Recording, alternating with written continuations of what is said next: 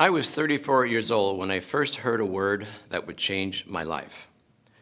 It was at a celebration of life ceremony we had for my father. After the service, a man came up to me.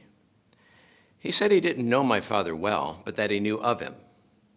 He said, "From what I could tell, your dad was a good man and a really good entrepreneur." Now, in my 34 years, here's what I had come to know about the man who raised me. I knew he was a dark-skinned black man who grew up in rural North Carolina during Jim Crow.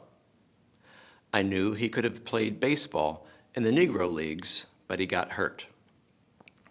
I knew he moved to Los Angeles because it was seen as a new frontier for black men. I knew he spent years working maintenance at offices and stores. And I knew that in his late 40s, he opened one convenience store and then another. But I had never known my dad was an entrepreneur. I didn't even know what the word meant. Now, how can that be, right? How can a man grow up in America, go to college, and never hear the word entrepreneur until he's 34 years old? And how can that same man go on to become the vice president of entrepreneurship at a foundation named of one of the great entrepreneurs in history? Well, the answer to that question is what I am here to talk about today. Understanding why I didn't know the word entrepreneur may be the key to unlocking billions, even trillions of dollars in investor returns, while creating opportunity for millions who don't have it now. The truth is that the last great untapped asset class in America is hiding in plain sight. This is where the story comes back to my father. We lived near a long street in Los Angeles that crossed many kinds of neighborhoods. For us, it was more than a boulevard. It was really more of a Berlin Wall, because the life experiences were vastly different depending on which side you came from. If you lived on the north side of the street, you were in a zip code that had a very good reputation. This is where children of famous parents lived. They all knew what entrepreneurs were. But I grew up on the south side, just one block away from the boulevard in a different zip code. And that wasn't all that was different. It was the edge of where those other people lived, where the grass wasn't as green, the houses weren't as big, the ambulances didn't get there as fast, but the police sure did. Just one block away. My dad and I had a ritual in the 5th grade. He'd pick me up after school, and 3 or 4 times a month, we'd go to a bank. Sometimes it was the same bank. And one day I asked, "Why do we go to so many banks?" And he said, "I'll tell you when you get older." Turns out he was trying to get that first loan to open a chain of convenience stores. At every IPO, investors ask, what are the barriers to entry? Well, at these banks, my dad's barrier to entry was pretty simple. He lived one zip code away from what they considered worthy. Just one block away. He didn't know about redlining. He didn't know that banks literally drew lines on a map between those they'd lend to and those they wouldn't. He was always just a little too dark or a little too old. He had good credit, but he didn't have credit experience. So, "I'm sorry, sir, your score is just 7 points too low," is something he heard often. He was always the other, and this went on for 4 years.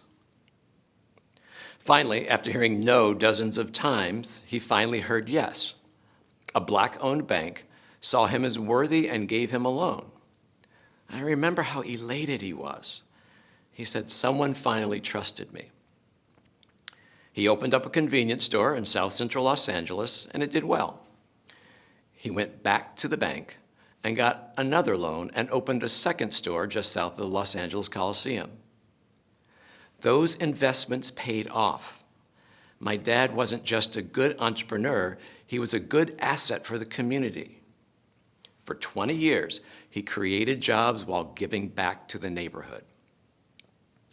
But he never went beyond those 2 stores. He always said, "I don't want to be told that I'm not worthy ever again." He just stopped. and it killed him a little bit every day because he lived 1 block away. It's hard to overstate what it does to a person day after day, week after week, to be seen as the other, of being told again and again that you're not enough. It's hard to describe the anger, the frustration, and the urge to act out in a society that condemns you if you do.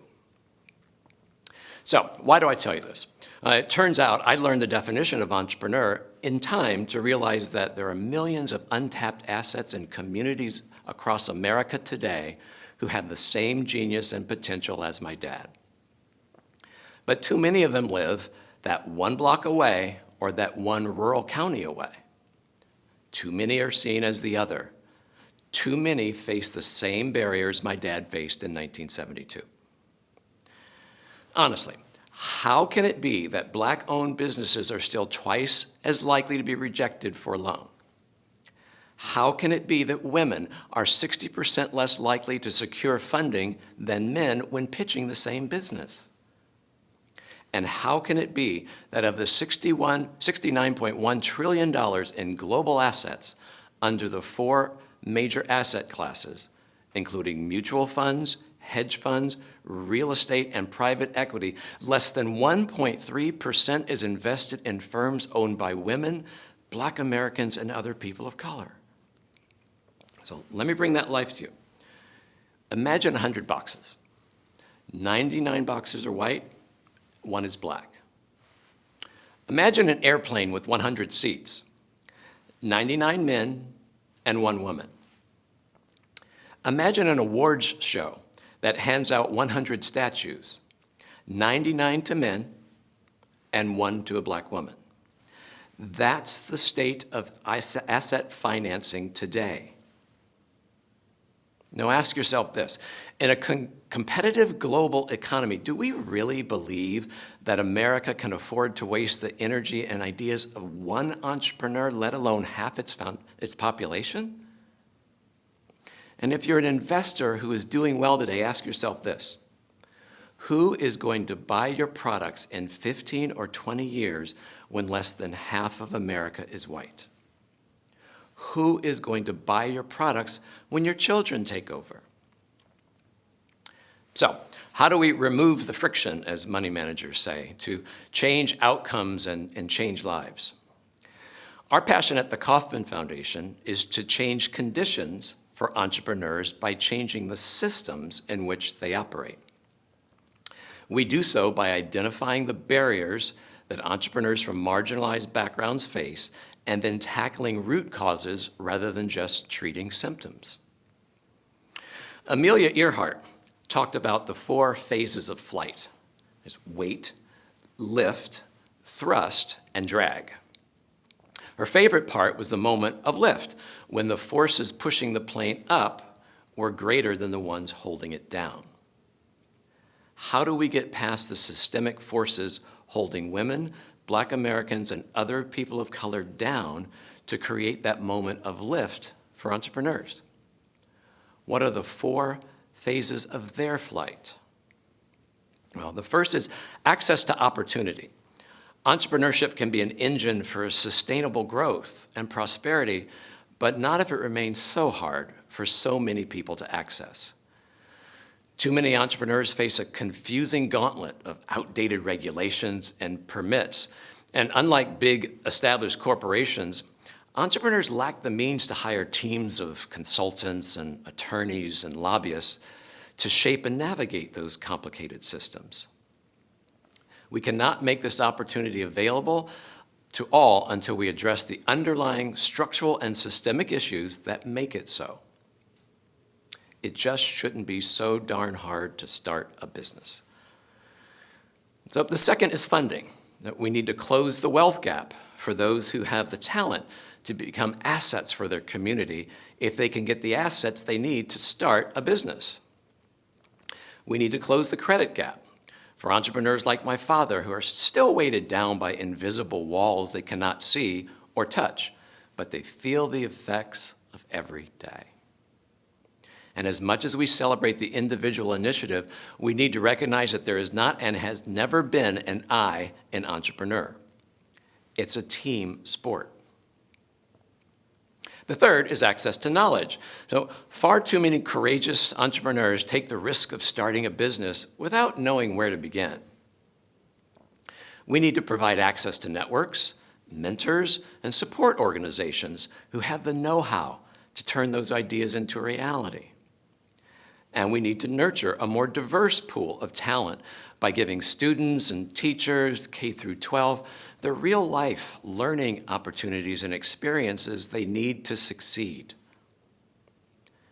And the fourth is access to support. So maybe you have a really great idea for a business and there's an entrepreneur support class across town, but you're a single mom and you can't go because the cost of childcare is too high. Or the number 5 bus you used to take isn't running anymore. Finance, credit, infrastructure, healthcare, childcare, these are all the barriers to entry that are desperate for transformational change. And we must work with policymakers to ensure that risk takers are not locked out of opportunities that can lift their families and communities up. At the Kauffman Foundation, we refer to this as America's New Business Plan, our bipartisan plan that is focused on creating new jobs and rebuilding an economy that works for everyone. And this is not about taking more from one place and putting it into another place. In a way, it's about a different kind of IPO. It's about understanding that America will be stronger if we focus not just on initial public offerings, but on initial people offerings. It's about seeing that America will be more innovative if people like my dad have the same opportunity to succeed as everyone else. It's about realizing that in cities and towns across America, the last great untapped asset class is living one block or one county away from the places we've always looked. It's time for all of us to look one block over, to see the genius that is waiting to be ignited, and the millions of entrepreneurs who just need a chance to show what they can do. They are not the other. They are us. They are all of us. They are the future of this country. And it's long past time that we recognize, like it or not, that we are all in this together. And that's exactly how it should be.